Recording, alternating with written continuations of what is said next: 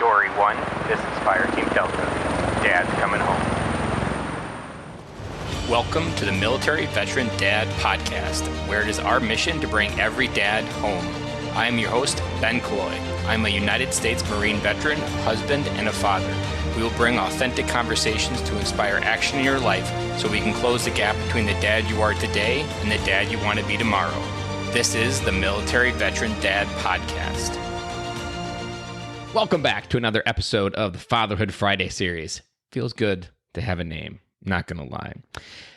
Well, if you're listening to the news, it's kind of crazy out there. So as a dad, you could be thinking a lot of different things about right now. So today, I am going to bring you an episode that focuses inward to try to help you gain the power to move through all the noise that is out there of coronavirus and everything else that's going on in your world. Because if you watch the news, even if there's not the coronavirus going on, it can be a noisy place. And as a dad that internalizes emotions, internalizes the feelings that inside of what they need to feel, when things are happening externally that you're trying to see control over, you can easily feel overwhelmed. And that overwhelm can happen very, very quickly. So today we're going to talk about going inward. And what I mean by that is, do you know who you are? And this was kind of inspired by a Podfest Expo Media conference that I went to in Orlando last week. And at the conference, and it's proven at every conference, when I show up as myself, now that I know who I am, that energy, that resonance frequency of two conversations coming together, you can't help but feel like $1,000,000. You feel validated. You feel loved. You feel understood. You feel like you are exactly who you need to be. But that wasn't always the case for me, because if you've been listening to the podcast, you know that I didn't have friends 5 years ago. So I wasn't having any conversations with anybody outside of work or any immediate people in my life. You knew that I didn't take a lot of big steps with my life. I had the feeling and desire to take big steps, but I wasn't.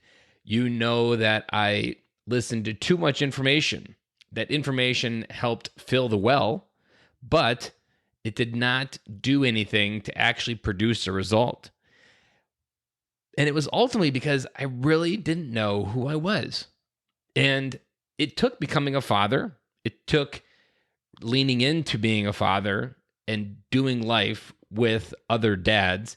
And if you also follow the podcast, you know that one of my very first steps that I took was I joined the Dad's Edge Alliance Mastermind in 2016. And that helped propel me into the idea and understanding of who I was, and just surrounding myself with like-minded men that were the similar growth mindset. They helped pull out the best parts of me. And so this is the part that you might be confused on if you've been trying to do this for a while. The answers you seek aren't actually on the inside. They're actually what other people give back to you. So let me explain what I'm saying.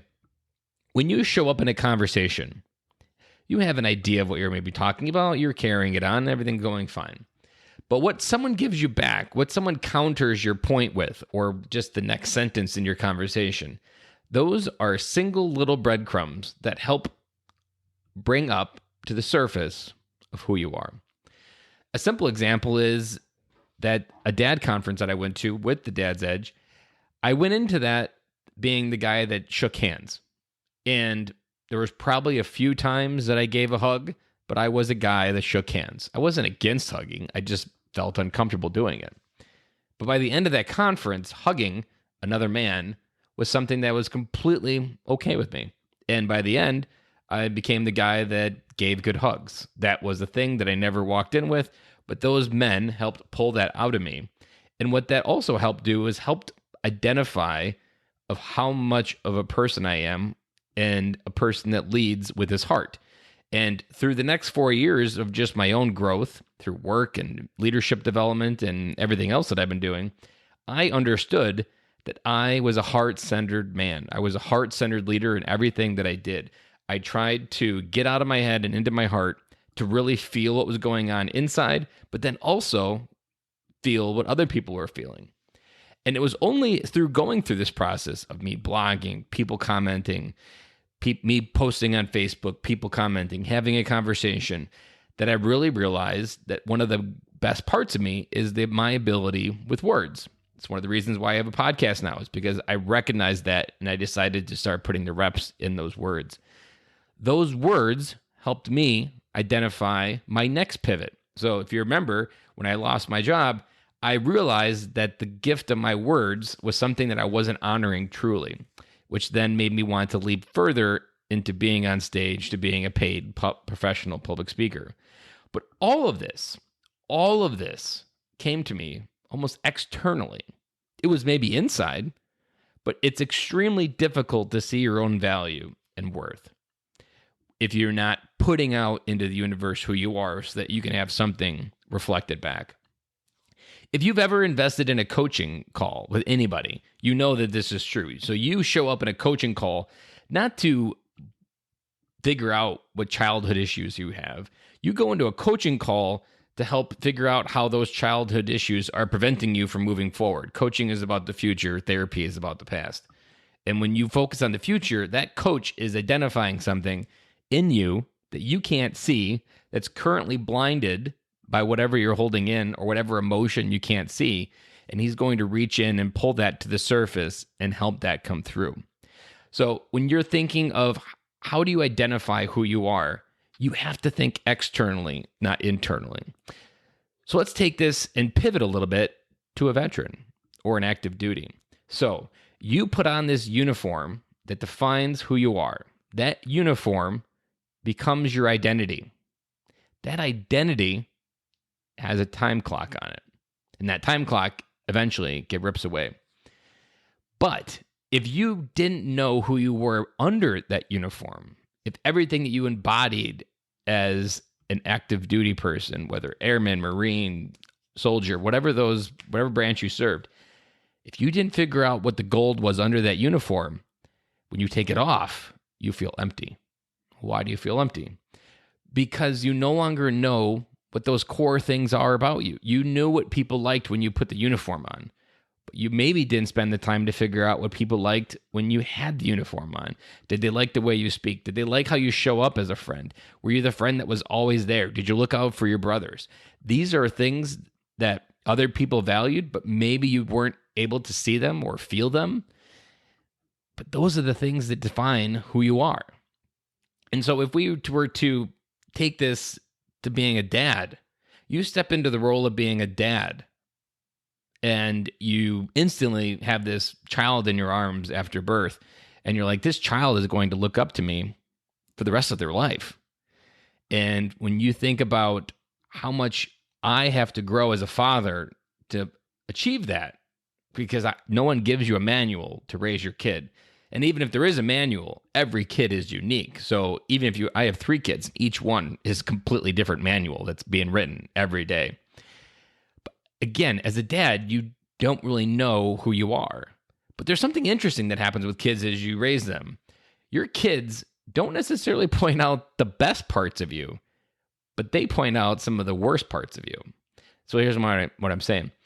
When you're triggered by emotion of your kids, when something just irritates you to the core, and you know that moment I'm talking about, that moment where the house is burning down because they're just running around crazy, they're not listening, you just want them to get in the car, you just want them to get buckled, and they're not listening. That trigger, that feeling you feel inside is actually something that you need to work on. Wherever you feel triggered by your own kids know that you could have a 95% personality and saying like, you know what, I walk on water. I am 2 steps below Jesus. But your kids will find that 5%, that you didn't know about, and they'll push that button. And they'll keep pushing it and pushing it. And you're like, why do my kids drive me nuts? Well, I wonder if it's maybe that they're pushing that button and what triggers you is actually more about you than it is about them. And they've just have a brilliant gift to expose our weaknesses. They find the one hole in your insecurity firewall that they can keep pushing. And once they find out they can get you to react, that's what your kids are trying to do. When they get you to react, that's the ultimate goal. And so when you get triggered, they get triggered. And if they're not already triggered, then they're even more triggered. But when you focus on who you are, your kids often give you the gift of who you're not, or what you're scared of as well. So when you think of coaching through kids, all of these things, fatherhood is one of the best vehicles to understand this, because especially if you adopt the principles we talk about on this podcast of understanding how you have friends in your life, that you need to have a group of men to do life together. If you adopt the principles that you need strong leaders in your life to lead your life forward, that you need someone that you're measuring life against, that am I living the bar up against? Do you have the idea that every day you wake up, you try to create a legacy that redefines how your last name is remembered? Those things matter. And if you're doing all of those things, being a strong dad, showing up to your kids will give you that final gift of those final areas that you need to work on. Because when you focus on those areas and learn not to be triggered, this crazy thing starts happening. Your kids stop doing it. And then you have this kind of peace and calming that happens where you can actually have kind of a calm household for maybe a day. Now, I'm not selling unicorns and rainbows with this, because let me tell you, even when you do get an area under control, they're still going to try pushing new buttons. But if you can get to a space where those triggers aren't happening, then you can get to a space where you can be almost truly masculine in that space with your kids. Because we've talked about it in last month or in January on the podcast about masculine energy and feminine energy. And if you can get to a space where those emotions that your kids are bringing you and they're trying to trigger you and they don't trigger you, well, then all you need to do is just hug them. Just give them that big bear hug and let them scream, let them kick, but let them just get all of that emotion out. They don't know how to process emotions any better than you do. You have some coping techniques or even just some basic suppression mechanisms that we've been programmed with as a society. Your kids don't. So if you can figure out how to just show up untriggered by figuring out the things you don't know about, that allows you to show up in the masculine energy to just feel the wind that is whatever your kids are bringing you. Give them a big hug and say that I love you, because love conquers all, but it doesn't conquer all. You can't bring love if you feel triggered inside, because if they're triggering an insecurity, then you feel inconfident or incapable of leading your kids in that moment. So let's circle back to the beginning of what we talk about, figuring out who you are. That step one, you need to be able to have conversations with people in an enriched environment where people are going to gift you back that feedback of what sticks, what works, and what really resonates. I can't tell you, you know about it when you're listening to this podcast, there'll be something I say. If you're listening to other podcasts, there'll be something they say. You'll pick that one golden nugget out of a book. Those resonance frequencies identify who you are. And in a future episode, we'll talk about some core value stuff, which are important of who you are. But understanding your personality and where it resonates of who you are, that identity. My identity is a heart-centered person that wears their heart on their sleeve. I have a deep empathy for the people that come into my world, and I am always trying to help them. Even at PodFest, I probably gift away 10 different podcast ideas during a conversation, because in a conversation, I show up as a very giving person. And it's that giving person that defines that who it is I am. It becomes my identity. It's something that I really enjoy, gifting energy to people and breathing life into them when they don't see it themselves. But I only got that way because I kept having conversations. So when you're thinking about figuring out who you are, because you've taken the uniform off, maybe if you're a veteran listening to this, focus on when you have conversations with people. What do you really, truly enjoy about that conversation? Another easy way to reflect backwards on some experiences without maybe starting a whole bunch of new conversations. What things in your life, what roles, what leadership roles, what events did you partake in that you truly enjoyed? I'll give you an example from my life. So I was a corporal on the way out of the Marine Corps, and in that last 6 months, we were rotating through corporals as platoon sergeant. And so for 3 months, I got to be platoon sergeant. And that identified one core leadership trait that I love. And it essentially is how I show up even today. It gave me that gift as I look backwards. It probably took 10 years for me to be able to see that guidance of that moment. But nevertheless, that moment was still there. And what that moment gave me was I loved taking Marines that people had labeled shitbags and given up on, and people were just unfit to wear the title type mindsets. And taking those Marines, reaching down inside them, finding the pieces that I could see that they couldn't see, and pulling them up. And as you remember earlier, I just gave that as a definition of a coach, which is why I like the idea of coaching people on what they can't see, because everybody has things they can't see. And if this episode is resonating with you and you want help to understand what it is that you are and who you are, I would love to set up a coaching call with you, give 30 minutes of just identifying and showing up in your life in a very powerful way, in a very heart-centered way.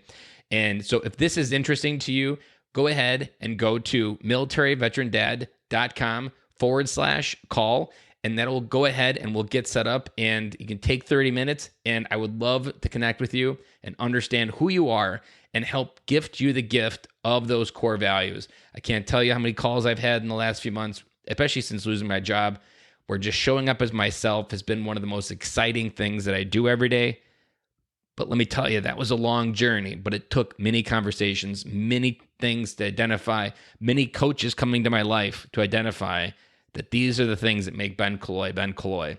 And once you figure out your secret sauce, then you just need to show up as that person in the universe every single day. And if you've ever heard the law of attraction, that's where the law of attraction comes into play, because when you show up as your raw, unauthentic self or authentic self and show up with vulnerability and everything that is who you are, that's when the universe starts bringing the people in your life that can truly transform it. And I can say in the last 2 weeks between Dad 2.0 and Podfest, that has been exactly what has been transpiring for me. So with that, I'm going to sign off, and I will talk to you again on Monday.